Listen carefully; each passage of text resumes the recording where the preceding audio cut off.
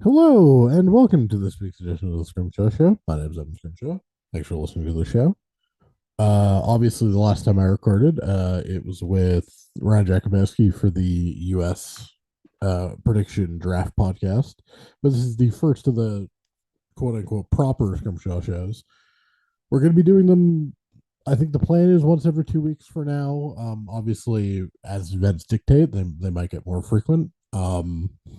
Probably closer to the election when I have like more stuff to talk about in the US. In the US and the UK, I'll definitely do more podcasts, but I think for now it's gonna be when there's sort of interesting things to talk about. And frankly, I think the podcast is gonna become a way for me to have long form discussions, both with guests and today and like today, alone, about things that don't sort of neatly fit into a 1,200 word column. Follow me on Twitter at eScrimshaw. Uh, follow the show on Twitter at Scrimshaw_show. Buy my book Salvation in the Storm. Read my work at scrimshawscripted.substack.com. Read my NFL, NHL, and political betting work over at lines.com. Um, this week we're going to be talking about Ezra Levant, Rebel Media, the Canadian media at large, and the sort of partisanization of media and why there is increasingly a lack of understanding of the media landscape that I think is affecting some progressives. Obviously, I don't like Ezra Levant. I have known who he is since I was like literally like 11 years old. We used to get McLean's magazine when I was a child.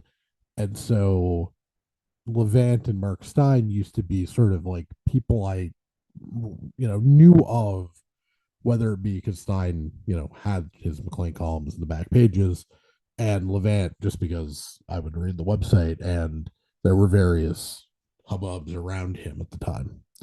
And I've never been a fan of his. I've never been a fan of his politics. I've never been a fan of his ideology. I found Sun News to be mostly unwatchable drivel. Um, Other than the occasional election night, when they were frankly the only network that was airing provincial election result coverage. But I don't really care about him. He is what he is. You can call him a right wing grifter if that's what you want to describe him as. But at the end of the day, he ran in, or not ran, but he was a leading presenter for Sun News and now runs Rebel as an explicitly partisan commentary site. It's not really a news site. It doesn't really employ journalists. I mean, it employs people who I think give themselves sort of reporter titles, but giving yourself a reporter title doesn't really, or a journalistic sounding title doesn't really matter. Plenty of people are, you know, chief writers or editors or whatever for non journalistic websites. But just because you're non journalistic doesn't mean it's not media, right? What I do is not in a non qualitative, like, put aside the qualitative difference. What I do is not fundamentally different than what Ezra Levant does, which is both an absurd thing to say out loud, but also at its core true, right? We are both commentators, we are both pundits, we both pontificate, and he does it from the right, and I do it from the left. We have both made asses of ourselves at various times. We have both said things that have been completely untrue before. Me mostly in the prediction business, you know. But at the end of the day, neither of us are reporters, neither of us are journalists, but we're both media. Obviously, his is substantially better read and substantially better supported than mine, but again, we're both kind of doing the exact same thing. Listeners to this podcast and readers of the site obviously will presumably prefer my general style and substance to Levance, but at the end of the day, what he does is not fundamentally categorically different than what I do. What he does is he's a provocateur and he has a website full of provocateurs. And the way that you get attention in this media economy is by being a provocateur. Why did I go so far so fast in not just saying that I believed in Stephen DeLuca and was actively voting for him in 2022, but that he would win the Ontario election, that people should calm down because he was going to win, because I was being a provocateur. Because when I did that, I got 100 Twitter followers. And when I did that, I signed up an extra 50 people to the website or whatever. The attention economy dictates a certain amount of stunts, right? And be that, you know, eye dropping predictions for me or these sorts of stunts like what happened yesterday, where a rebel provocateur, professional shit disturber, take your pick of adjectives, got himself arrested at the hands of Christopher Freeland's security personnel. I don't understand what Freeland's uh, security detail was thinking arresting him, but we'll get to that in a minute. Rebel Media is in the attention game, right? When was the last time anyone really thought about Rebel? It's been a while, right? The last time I really thought about Rebel Media was when Justin Trudeau ripped into them from the post debate spin room because it took a court case for them to be allowed to be in the spin room. Is the spin room that important? No, but the court case gets them attention and it's a fight, and then they get to blame, you know, Ottawa, the liberals, Laurentian elites, take your pick, and they get to raise some money off of it and they get to support the company off of it, and they get the attention that they need in an attention economy. A lot of people find that odious, but the thing is, it is what it is. It's only odious if you think that being incredibly right wing is odious, but that's not how we're supposed to judge media in this country. We're not supposed to judge media and media companies based on the odiousness of their politics, right? We do, but in terms of right and wrong, the point of free press is that we don't, right? The problem with a lot of the arguments against the way the press is currently constructed, and it's something I grapple with a lot too when I call for post media to be broken up. Am I just calling for it to be broken up because I don't like post media's politics? It's a fair question. It's a fair question to ask, not just of proponents in general, but me in specific. Do we find the rebels sort of stunt making? Obviously, the reason that many people find it so odious is that it's the rebel. If this were Frank or the I don't know how to pronounce it. TYE. It's a good love publication. If this were, various of the sort of left wing indies, especially in Toronto, doing this to Doug Ford, would we be as viscerally pro politician safety and viscerally anti stunts?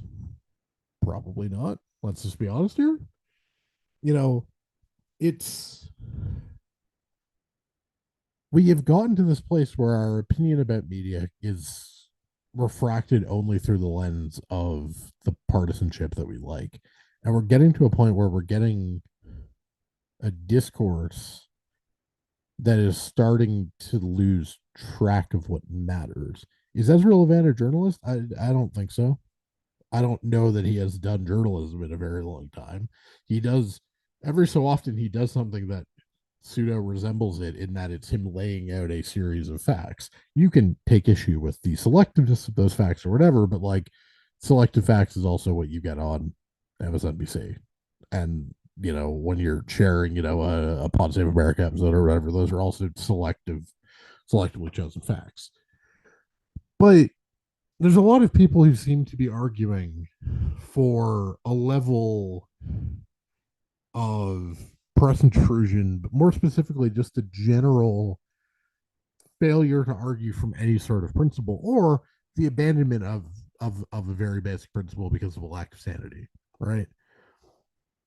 Again, flip the proponents here. This is Sylvia Jones, somebody for a left wing media company, and they're trying to get a question, trying to get a quote unquote trying to get a question, because let's be honest here, I don't think the rebel guy was really trying to get a question for Christopher Finland. He was trying to get arrested.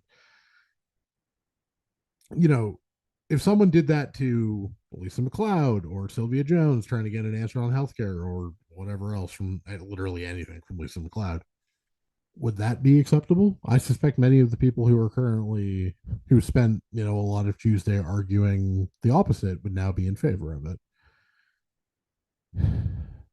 And the thing that causes me a lot of concern is that if we are going to set the precedent that the right are just illegitimate because of their beliefs, that's going to come back and bite us in the ass. The reason I focus on my specific site is that, like, in theory, if we're just going to start throwing around limitations on things that are not quote unquote journalism, that are media but not journalism, that are expression but again not journalism, not reporting, not hard news, that's a bad idea. And it's a bad idea because I am not a journalist. A lot of people call what I do journalism. It's not journalism. The reason I have it in my Twitter bio for a reason. I'm a professional asshole. I'm a dude with opinions. Sometimes those opinions are spot on. Sometimes those opinions look really, really stupid. Right? Most of the time, they're somewhere in between those two things. The problem is that we have seemingly lost the ability to think about things without thinking about it solely through the lens of the person or sort of protagonists of any specific story, right? Because it's Ezra Levant, because it's a rebel, we have this sort of heightened discourse that we just again plainly would not have if it's Doug Ford or Sylvia Jones and Christopher Freeland spot and it's the narwhal or whatever. There is a failure of a lot of things that has caused our media environment to be this way. The complete abandonment of monopoly law that allowed the creation of post media, that allowed the purchase of the Irving papers and the Sunchain in the first place, right? I harp on this fact all the time, but why is Quebec the only place that has even remotely healthy local news? Because it's the only place that has multiple different newspapers owned by multiple different owners that are all competing for the same thing, right? You've got the JDM, you've got Le Devoir, and you've got La Presse, all fighting for that same francophone news space in Montreal. And I don't think it's a surprise that Montreal has probably the best municipal governance and is, the city that is, in probably in the best shape in Canada right now. But what we have is a media landscape that is just sort of completely falling in on itself. We have a news environment that is failing us plainly, and we have a lot of people seeing those two things and looking for not a solution but essentially punitive action, right? Well, Ezra Levant can go fuck himself because Ezra Levant can go fuck himself, right? I think he's an idiot, but that's not the point. I'm sure if Ezra Levant read me, he'd think I'm an idiot too. Okay, but that's not the point. If we're gonna have the conversation about the Canadian media, we have to have the conversation about the Canadian media.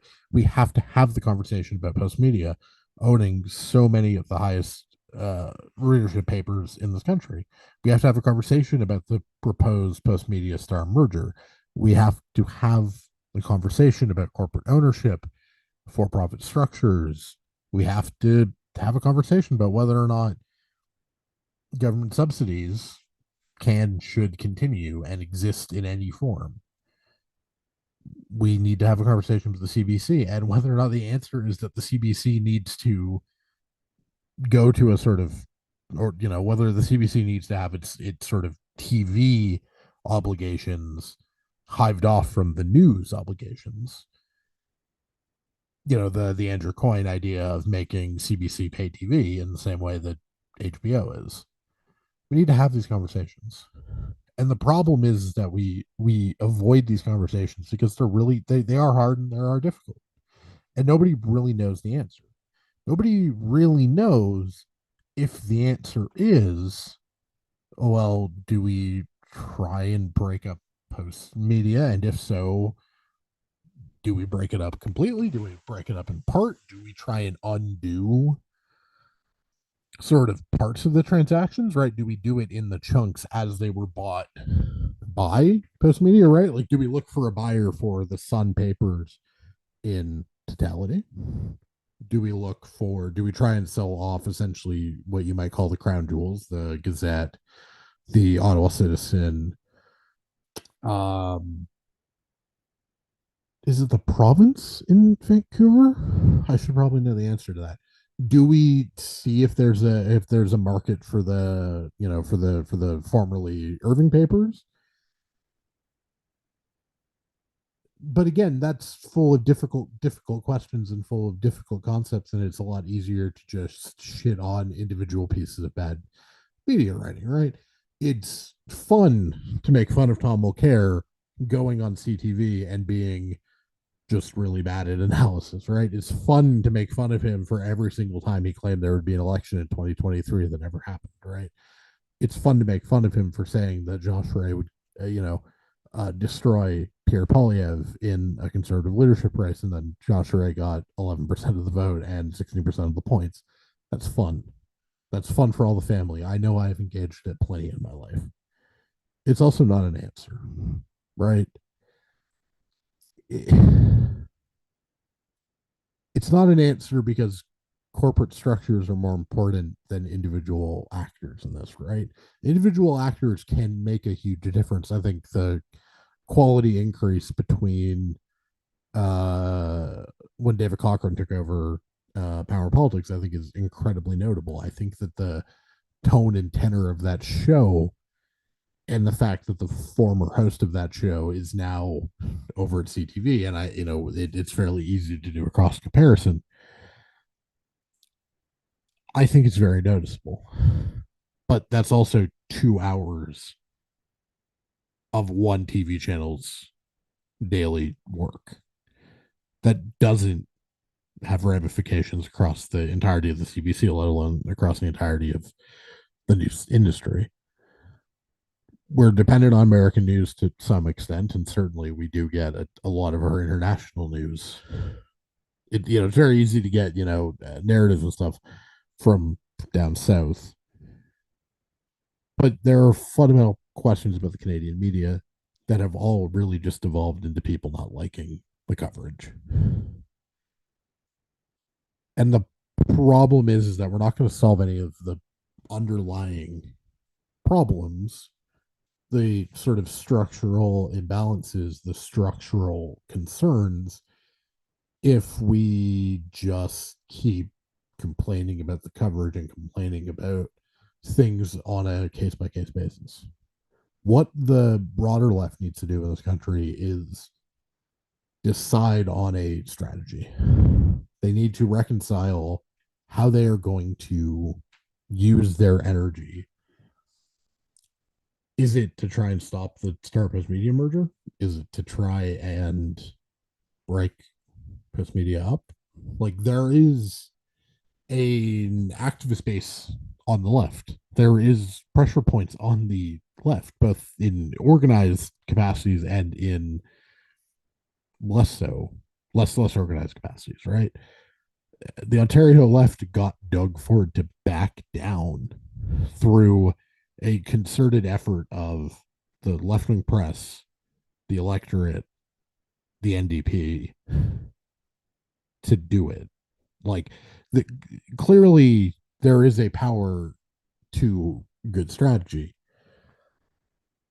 but the problem is that our efforts are completely divided, right? We focus on this whack-a-mole game of, oh, Israel Vance and Rebel Media are terrible, and then we make fun of Tom O'Care because I assume he'll be on CTV soon, and I assume he'll say something really funny, and we'll all make fun of it, and then something else will happen, and something else will happen, and something else will happen, and it's just jokes, and it's easier to do that than it is to make a coherent argument for what the media should look like.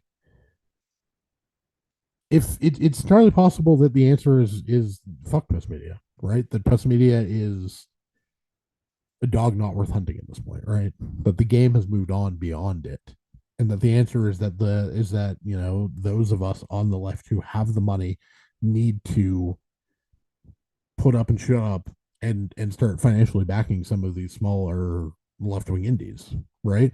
It's entirely possible that what we need is an amalgamation of the various local news hubs that actually do good local reporting across the country into a properly independent sort of network of local and national news. I don't know if that's a viable business strategy. I don't know if the economics of the localities are worth um doing. I have no goddamn idea. What I do know is that we have to do something better than just losing our minds because Ezra Levant makes us all mad. We have a media crisis in this country right now. We have a crisis because nobody knows what it's supposed to look like, but we also don't have people making an argument for something. I spend a lot of time thinking about media future for an obvious reason, right? Like I want my site to be useful.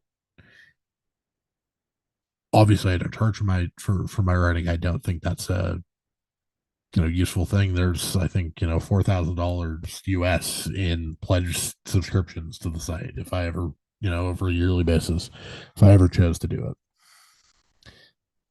Hilariously, one of those people is David Coletto, and it just makes me laugh really, really hard that he, has in his way offered me that money, which I'm just never going to accept. Well, the reason's simple. I don't do this. I don't do this for money.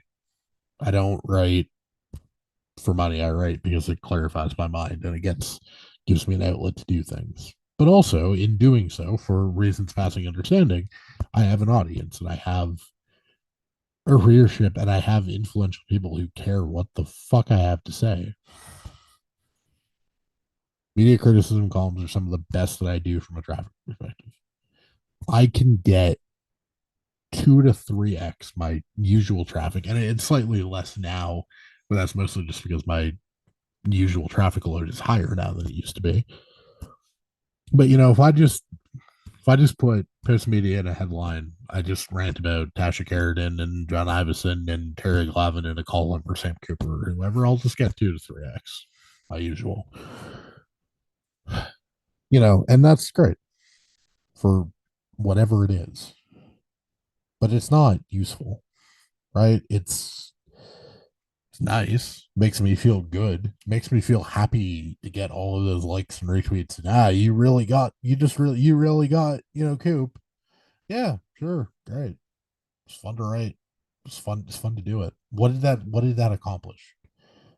Maybe the Sam Cooper stuff at least, clarified for some other people the holes in his story and, made some people, you know, have a better understanding of at least my interpretation of the actual facts around Chinese interference. But, taking the Post's band of shitty columnists for a ride, on say the Indian assassination stuff, like, yeah, that's nice. It's fun to do. It's not useful. In 2024, I wrote about it to start the year, and there's a reason that was the first piece that went up on my site this year in defense of usefulness. We need to be more focused on things that are useful as opposed to things that make us all feel better. whether that's media wise, politics wise, protest wise, the second half of this podcast is going to be me talking about the police and why I think we need a real reinvention of policing in this country. Because we have these, and I've been thinking about that for a while, but I'm thinking that specifically in the context of all of these pro-Palestinian protests and the sort of incredibly distressing way that all was being handled and the just sort of relenting nonsense that entails. But what we need is to think more critically about outcomes. We need to think more critically about what we want and how to achieve it. And if the answer is we don't know, that's fine, but that can't be the answer forever. We can't just spin our wheels and complain about things that we don't like if we're not going to have an answer to some of the broader systemic problems. We are at a time when establishment power is as limited as it basically has ever been. The fact that, again, plainly, the fact that, serious people read my work is, I mean, in some ways it's a compliment to me. In others, it's a complete catastrophe for the intellectual capacity of the establishment left. That someone like me can waltz in and people will take me seriously. The fact that I was able to have Nate Erskine Smith, that I was able to interview him on my say last year, it, it's both an incredible honor to have somebody I respect as much as Nate talk to me, but it's also a complete embarrassment that anybody in and around his team thought that I was worth his time. What we have is a situation where many on the left have decided that what is important is things that make them feel good. And so, yeah, shitting on Israel event feels good. It does, right? But it's not useful. And it's the same thing with this, spate of pro-Palestinian protests, right? On Sunday, I believe it was Sunday, Olivia Chow was on some rink in Toronto. I don't, I'm not gonna lie, I don't really know Toronto geography that well. I'm gonna guess it was Nathan Phillips Square. I think there's a rink there. Torontonians, feel free to make incredible amounts of fun of me for not really knowing and or caring about the city of Toronto very much. But and she was harassed, and other skaters were harassed by pro-Palestinian protesters, and I, yeah, it's I think they're stupid protests, and I think that they're useless protests at a fundamental level. I think things that we're seeing in the U.S., you know, stopping traffic in L.A. or whatever, like I'm sorry, it's not useful. And no, I don't necessarily think doing useless things should get you arrested. I don't think being an asshole on an ice rink is cause to get you arrested. But I do think that we've got people trying to consistently blockade an overpass, a highway overpass, near one of Toronto's most highly concentrated Jewish neighborhoods, and I think that's pretty fucking bad. And I do think I mean, that is illegal, plainly. And I think we need to have a conversation about policing in this country because we need to clarify the rules of engagement, right? Very clearly, the cops have allowed two different groups of protesters who do not share an ideology, right? That is I think fairly important to note here. To basically just run rampant under the guise of quote unquote freedom of speech, freedom of expression. Uh, no, both the convoy and these pro-Palestinian protesters are a failure. If you want to defend the cops and argue that they didn't have a remit um to actually do the things to essentially do anything better or differently, then that's an argument that we need to clarify the law. But what we need is a mass examination of why police in this country have failed so much. And there's no intellectual capacity for this, right? No one is making the argument for this, despite the fact that in the last few years we've seen the Nova Scotia RCMP completely and utterly destroyed of any credibility, consistently lying, consistently covering up for failure and ineptitude about the Porta Peak shooting in 2020. We've had the Ottawa Police and the OPP both lie under oath at the inquiry into the convoy about very basic things, very provable things like did the Emergencies Act give you legal authority that you used? They said, multiple officers said no, despite the fact that there were letters on their letterhead and under their signature, over their signature, sorry, that proved actually the Emergencies Act was the explicitly stated legal authority for the clearing of the cars. We've seen the Toronto police make complete asses of themselves at many times in the last 10, 15 years. They had to recently apologize for, I was going to say essentially racist policing, but no, straight up, it was just for racist policing. We have an institution that clearly has no trust. We have an institution that clearly does not trust itself to make any decisions, right? The reason that these pro Palestinian protesters, that are, blockading, in the north of Toronto, the reason that the protesters in the mall right before Christmas and the reason the convoy were all allowed to happen for as long as they were allowed to happen is just purely cowardice. It is a clear inability to make a decision, right? If you listen to the tapes of what was being said in the Eden Center and in the Reno Center, it went far beyond free speech. It went to direct threats. No one was arrested. We have cops in this country who are acting as cowards, who refuse to make a decision, who refuse to act, who refuse to decide anything, who refuse to take a stand. They took a job that is supposed to be about bravery and they have made it a job of cowardice. But no one on the left is really focused on making this an issue. No one is really arguing for the sorts of police reform, criminal justice reform, not in terms of decriminalizing drugs, but in terms of re-examining the entire system that exists. It's entirely possible that we need provincial or federal legislation to clarify existing procedures to diminish the amount of, you know, essentially discretionary calls, if that's the answer, because clearly the status quo is not working. We have seemingly oppressive issues in this country right now. We have issues that are stifling all of us, and we have many brilliant minds.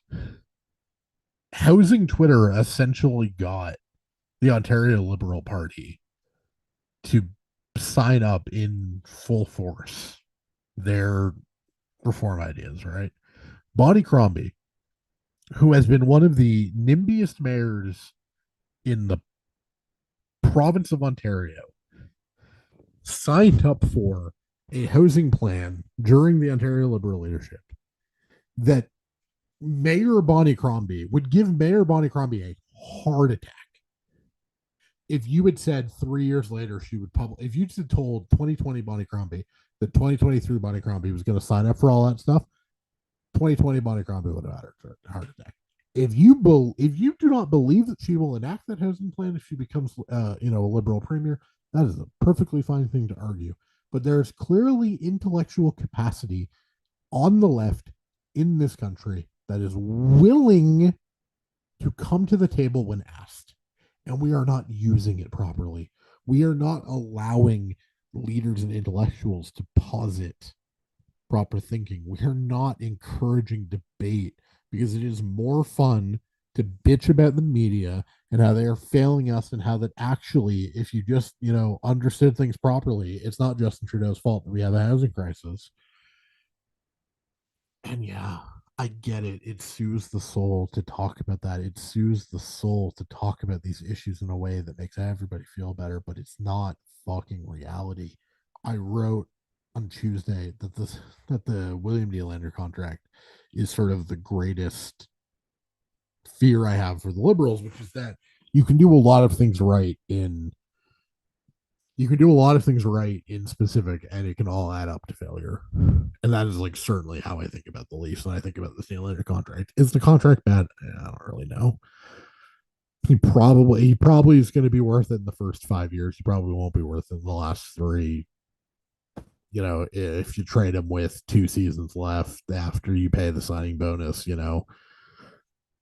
he'll have something like, $12 million in real cash and $24 million in cap hits, and some team that's not spending to the cap in 2030 will probably take him or whatever. But sure, but yeah, but like it hasn't worked. It hasn't worked, and it's probably not going to work. And it's certainly not going to work when he is $4 million more expensive next year than he is this year.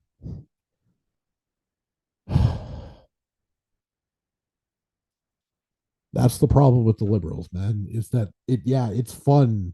The first comment on that piece was, yeah, man, but jurisdiction, liberals can't do anything on housing. Cool, great. Then you don't get to ever say a nice thing about the child care plans either, because that's also provincial jurisdiction, man. So clearly all the provinces, they just like did that on their own, right? Because if federal jurisdiction, if the feds can only do things in federal jurisdiction, then they couldn't have done anything on child care, right? Oh, wait, you're telling me that the liberals can intervene in provincial jurisdiction, and that they have repeatedly, and that the entire policy legacy of the Liberal Party in the post-war period has been in overriding provincial jurisdiction to enact national policies? Oh, oh yeah, that's really interesting. You know what else is really interesting? The fact that that the left is more content to fight that fight, to basically just make themselves feel better. Is it fun? Sure. Not useful. Christopher Freeland's protection. I don't know what the fuck they did. I have no fucking idea why they arrested that guy. It was exactly what he wanted. I don't know why you're giving him exactly what he wants. You didn't need to arrest him. There was no need. He wasn't actually at any risk. I, this is the problem, man. Like, this is the problem that so much of the left is currently grappling with in this country, which is you being right isn't enough. Being self-righteous is not enough, right? Doesn't really matter whether or not you're on the side of angels if no one else believes you. It doesn't matter if the liberals, you know, doesn't really matter if the liberals have, taken some hundreds of thousands of kids out of poverty if you don't have a kid, right? This government has been entirely transformative for people with young children, right? If you're still single, or you're my age, haven't had a kid yet. I turned 27 in 10 days or whatever. Or you're the age of most of my age cohorts, parents, aka 55. Your kids were of age by the time the liberals came into office, and now their kids are dealing with the housing crisis. Well, what good has this government really been? I am still probably going to vote for them because I don't like any of the alternatives, but to pretend that this government has been a boon for the entire country as opposed to a boon for a very specific has been a government that has definitely created winners and losers. It's just easier to bitch about Pierre Poilievre or bitch about the media, but that's not useful. Israel Vance a sideshow. If we want to go down the cul-de-sac of attacking him, then frankly, you're just opening up a whole lot of people like me to attacks, to completely legitimate attacks on the right. If what Ezra Levant does isn't free speech, it's not media and it's not protected, then I don't know what the fuck am I doing? Right? Mine isn't any more free speech than his just because frankly the left-wing Laurentian elites probably agree with me more than they agree with him. We need utility in this. We need a revolution of usefulness on the left in this country. We need to pick some fights, but more importantly, we need to pick the actual structural fights. We need people articulating vision again. I don't care if we don't agree on what the vision should be. We need a debate in this fucking country again. We need the left to show its teeth. We need a fight. We need some visions. And frankly, if that's what my 2024 ends up being, I wrote a sort of very long and much more sort of meta 2023 year interview, mostly because like only one election really happened that I covered and I got it right. And so like I could either have written an incredibly self-indulgent like, hey, I'm a genius for getting Alberta right piece, or I could, reflect on the sort of changes in my thinking. But like I don't we need vision on the left. That's part of the problem. No one is making an argument from first principles anymore. Nobody is arguing for a vision. We are just arguing nonsense to protect the Liberal Party or to pretend that Jagmeet Singh's been a success. That's not good enough. We need vision. We need the intellectual prowess of the left to assert itself. We need to think about how we foster a media environment that is good for the left. We need to start using our platforms in whatever way we can to start having these conversations and to start thinking through what's best. And I'm going to try and do that this year. The thinking isn't gone. We have the thinking. We have the expertise. We have the ability to shift the debate, and we are not using it because we have too much fun arguing about whether Ezra Levant and Rebel is journalism or not when it doesn't fucking matter. We have a policing crisis in this country, a crisis of incompetence, a crisis of cowardice. We have a liberal government that doesn't know its head from its ass on many, many issues. We have Doug Ford being a fucking moron. We've got Francois Legault leading, Quebec's greatest institutions off a fucking cliff in a fancy, in a flight of PQ is now currently leading in the polls fancy. Now's the time where we have to buckle up. We have to dig in, or we have to fuck off. And I'm not prepared to stop fighting. But we have to do it smarter. We have to do it better. And we have to be smarter about what occupies our mind. Ezra Levant is not the story. Whether or not Rebels and a web like a news site is not important. We have to stop going down these cul-de-sacs, and we have to start elevating this cul-de-sac. We have to start elevating the debate because we need to have the debate on the left, because all we're doing is punting hard conversations that delay decisions. I know that I'm a bit player in this. I know at the end of the day that I am, one voice in a very large country. But I do know that if the left is going to be successful in this country again, it is not going to be because we successfully Twitter dunk on everybody.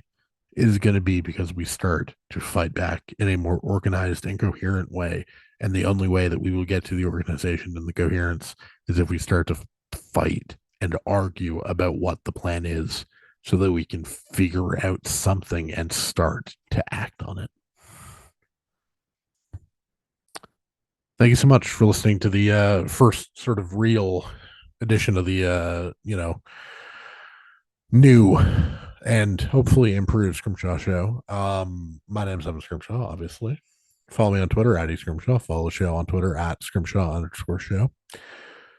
Um, Friday, I'm gonna release sort of 25-30 minute sort of bonus episode with some football takes for Wildcard Weekend. I'll do that for the 4 weekends. I might have a buddy of mine from the lines on for Super Bowl week, but I'm gonna do that, but I'm not really counting that as like a sort of full script show. But I get that like the sports part of my audience and the politics part of my audience are very different. That's why I'm not combining them in this podcast.